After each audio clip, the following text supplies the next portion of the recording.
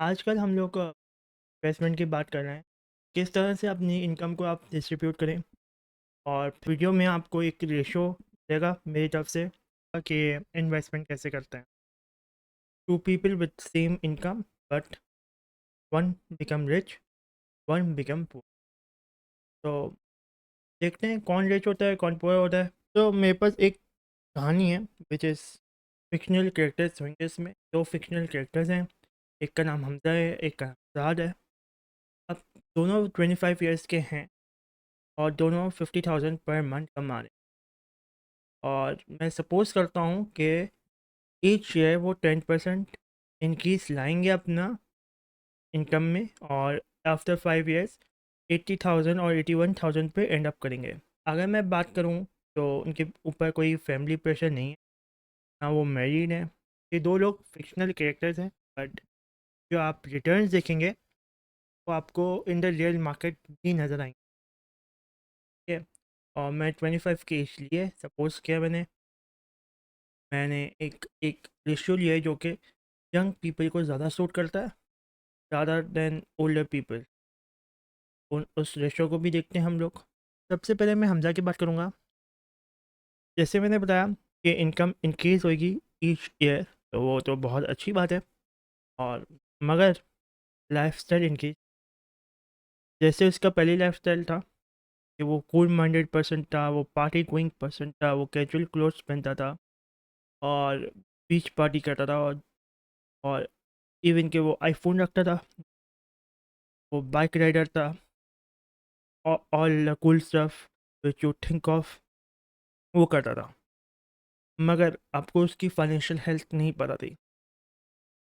वो ईएमआई पे मोबाइल ख़रीदता था, वो क्रेडिट कार्ड रखता था, may be motor vehicle loan पे लियो।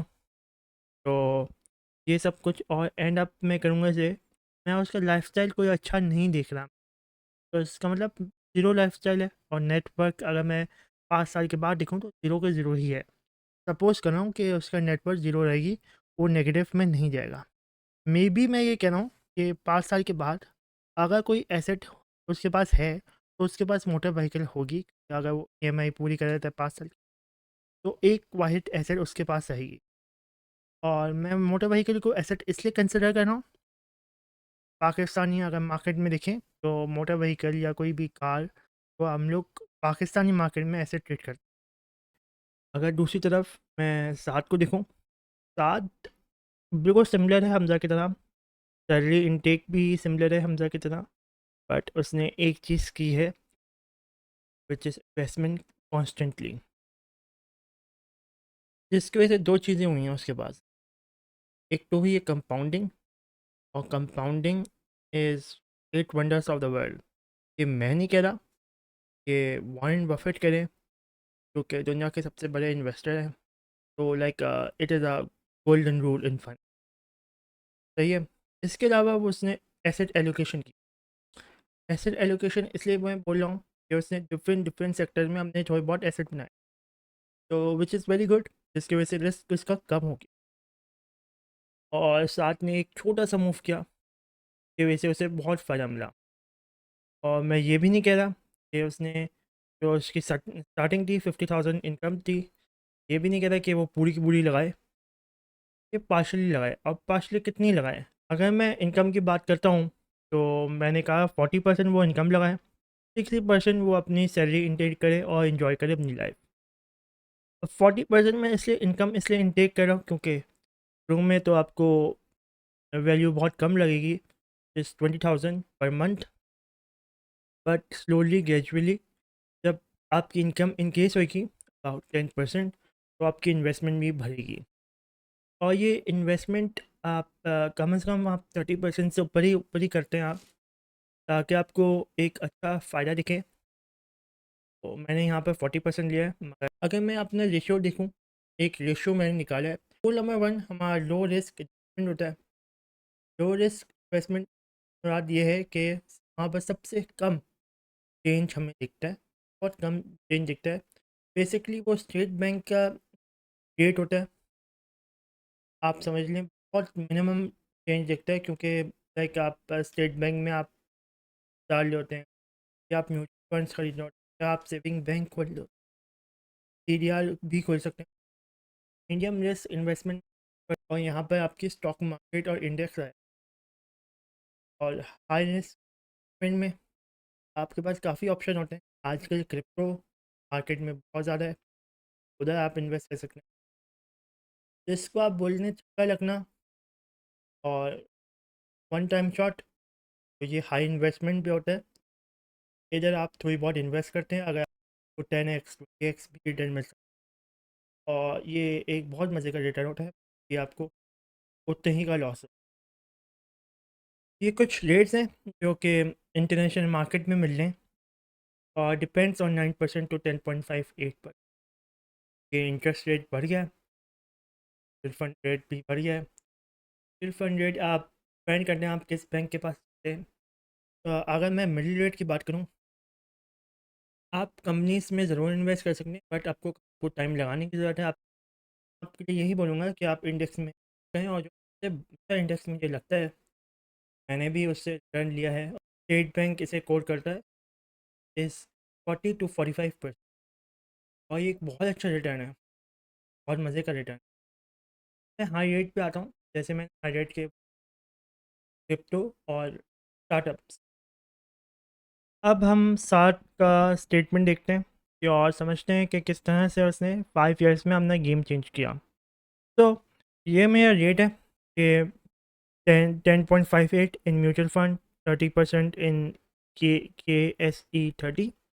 अब मैं 30% क्यों ले रहा हूँ कि इंटरेस्ट रेट बढ़ा है, थोड़ा बहुत दिखता है, क्योंकि जब आपका मॉनेटरी पॉलिसी आती है या इंटरेस्ट रेट बढ़ता है तो थोड़ा सा फ़र्क दिखता है। इतना कोई स्केर्ड होने की बात नहीं है इसमें। और अगर मैं AI की बात करूँ तो AI में मैं एवरेज लेके चल रहा हूँ, विच इज़ 35%। ठीक है, तो आए चलते हैं स्टेटमेंट को पूरा के पूरा डिस्कस करते हैं।